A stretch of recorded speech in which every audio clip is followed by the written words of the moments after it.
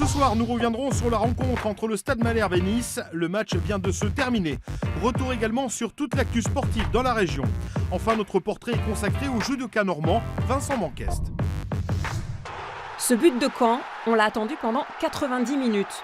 Le ballon a enfin rencontré les filets des Aiglons niçois sur le fil, sur une action bien construite, que Rodelin vient clore en beauté, sans doute l'un des plus jolis buts du week-end par sa maîtrise et son contrôle. Mais avant d'en arriver là, les joueurs niçois sont venus titiller à plusieurs reprises les buts cannés.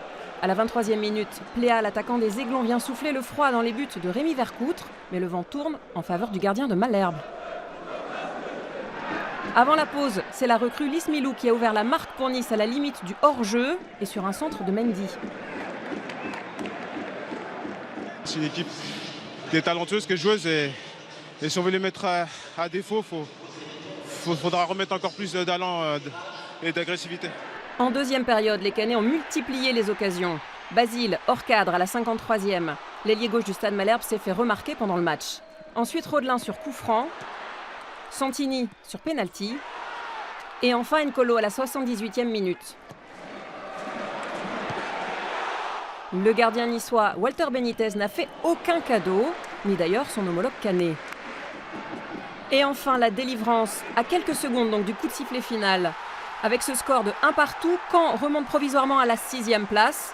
Les Niçois, quant à eux, ne décollent pas de la 16e position après cette 13e journée de Ligue 1.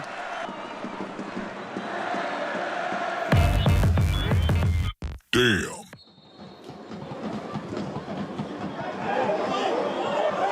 En Ligue 2, match nul vendredi soir entre le Gazélec Ajaccio et le Hacan Blanc avec un score de 1 partout grâce à un but de Mateta du côté des Havrais. À l'issue de ce match au coude à coude, le Havre est 7e au classement.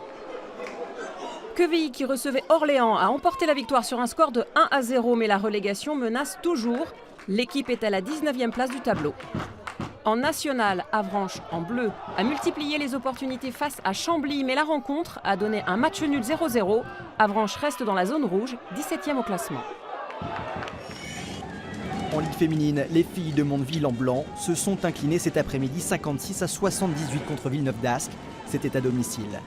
Les Normandes sont actuellement 11e et avant-dernière du championnat. Côté Pro B, encore une victoire pour le camp basket Calvados en blanc qui a infligé aux joueurs de Roanne leur première défaite de la saison. Victoire 76-71. L'équipe d'Hervé Coudray, promue la saison dernière, est montée sur le podium. Le club est 3e au classement général, derrière Lille et Orléans. Rouen en blanc est allé chercher une victoire avec les dents contre les Nancéens, score final 71-73 et bilan de 2 victoires et de 2 défaites pour le Rouen Métropole Basket. Personne ne nous attendait à pareille fête et on nous promettait plutôt la mort plutôt que la victoire ici, c'est sûr, ce qui nous a un peu galvanisés. Ce que je retiens de ce match, c'est que les garçons ont mis de l'intensité sur 40 minutes et qu'on a eu droit à un vrai combat. En Pro B toujours, les joueurs d'Évreux sont allés se frotter à ceux de Fos-sur-Mer vendredi. Sans ramener la victoire, ils ont perdu sur un score de 70-66. En handball, Caen et Cherbourg se sont inclinés chacun d'un seul petit point face à Célestat et Istres. Caen est 6e et Cherbourg 12e au classement. Côté mer et Transat Jacques Vabre, le premier IMOCA est arrivé cette nuit. Jean-Pierre Dick et Yann Eliès ont été les premiers à rallier Salvador de Bahia dans cette catégorie. Seuls 2 équipages normands restent en course. Sur un IMOCA, Manuel Cousin et Arnaud Boissière sont 2e au classement. Côté classe 40, le bateau Région Normandie avec à son bord Olivier Cardin et Cédric Château se place actuellement en 5e position. Le char à voile, future discipline olympique. C'est ce que souhaite le club d'Annelle qui a organisé une démonstration ce week-end après avoir déposé un dossier auprès du comité international olympique. En ligne de mire, les JO 2024.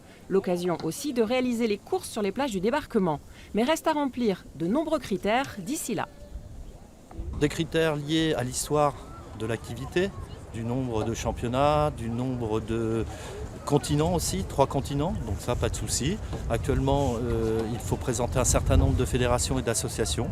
Donc il y a un travail qui est fait auprès de la fédération internationale, auprès des pays, pour qu'on ait le nombre de fédérations et d'associations qui soient représentatives de l'activité.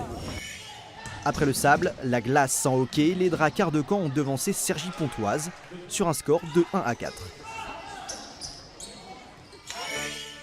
Qualification d'Aurore Guérin aujourd'hui même lors du cross de l'Acier à Lefrancouc dans le Nord.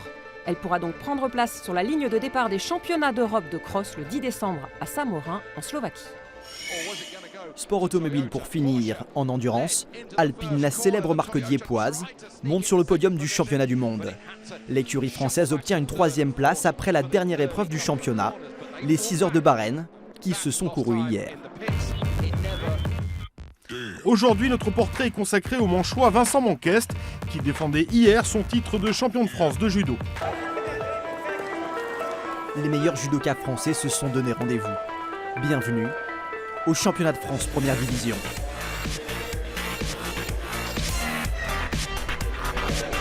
On est patient, on fait bien le travail. Et une fois qu'on mène le match, n'oublie pas tes passages au sol, tu respectes, d'accord ? Le Normand Vincent Manquest est venu défendre son titre acquis l'an passé chez les moins de 60 kilos. N'oublie pas, aujourd'hui, c'est une journée où tu dois montrer à tout le monde qu'on doit faire avec toi, d'accord ? T'appelles Manquest, t'es pas n'importe qui. À 23 ans, le jeune homme originaire de Fréville dans la Manche a un gros palmarès. Champion du monde junior, vainqueur de plusieurs tournois internationaux, multiple champion de France. Vincent est une pointure. Il laisse trop s'installer !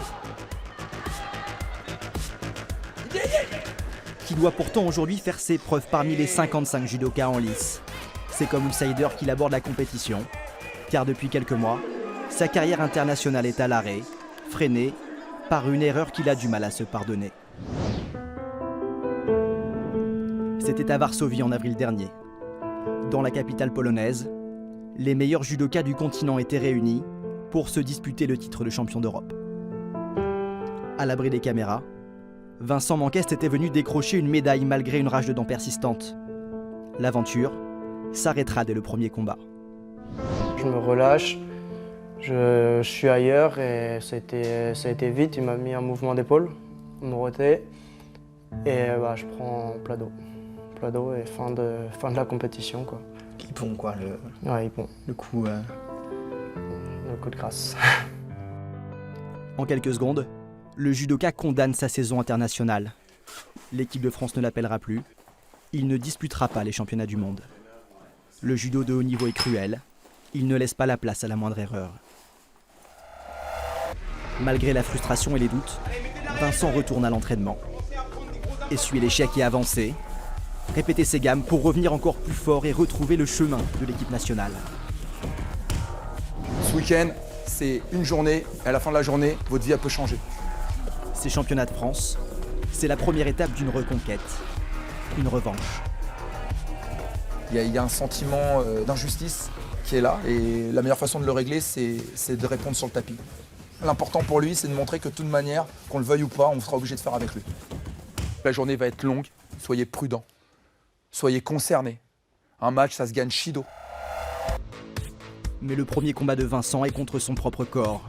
Son poids de forme est de 65 kg. Il doit descendre sous les 60 pour le jour J. 5 kg à perdre en une semaine. Il transpire, il évacue l'eau de son corps et s'hydrate le moins possible. 61,5. Parfait. Il me reste que 1,5 kg pour vendredi, donc nickel. Après cette préparation, le manchois est bien au rendez-vous de ses championnats de France. Il a chassé ses vieux démons. 8e, quart de finale, il enchaîne les tours sous les yeux de ses proches, ses parents et sa petite amie, la judoka Tamily Guillure. J'ai le cœur, il va à 1000 à l'heure. Putain, c'est bon, ça passe. C'est bien. La demi maintenant. Entre chaque rencontre, Vincent doit rester concentré et maintenir la fatigue à distance. Difficile, quand il peut se passer 8 heures entre le premier et le dernier combat. Pour tenir, le Normand a son truc, le café. C'est son 6e de la journée. Je suis très café en compète. Très café, ça. Pour pas m'endormir et tout ça. Chacun fait comme il peut, hein. En demi-finale, il affronte un adversaire qu'il connaît par cœur. Florent Manquest, son frère jumeau.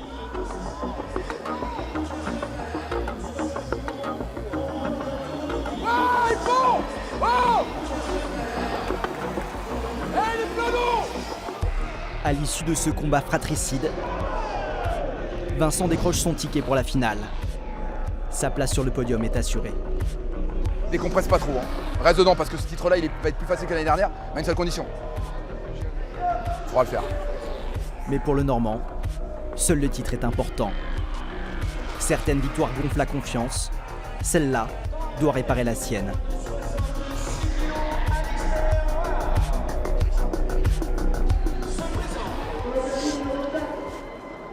Ne laisse rien passer. D'accord ? Sois prudent dans ton travail, mets ton rythme, ne le laisse pas prendre le dessus, torture-le. À un moment donné, tu le claqueras sur quelque chose, d'accord ? Tu lâches rien. Pète sa race, ok ? Par contre, n'oublie pas, ce titre-là, c'est pas pour être champion de France, c'est pour montrer que le leader et le patron des 60, c'est toi. Et qu'on va être obligé de faire avec toi. Donc tu dois montrer un beau visage, tu dois te battre comme un chien, mais intelligemment.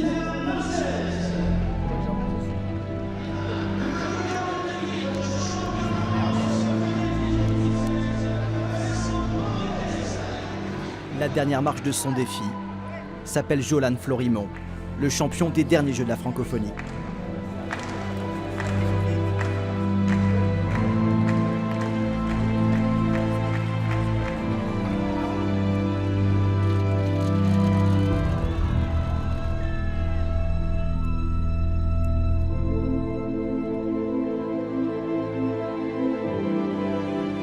Pour les champions, seule la victoire est belle.